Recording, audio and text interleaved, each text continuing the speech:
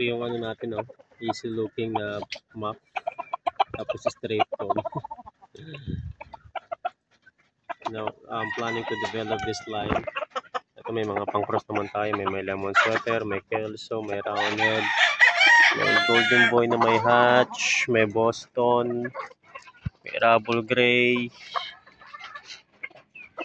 Kaya marami tayong pang-cross sa kanya. Titignan natin kung anong magiging labas. Ano naman, magaling naman siya. Ang lapad ng likod. Saka yung malapad yung ano, likod.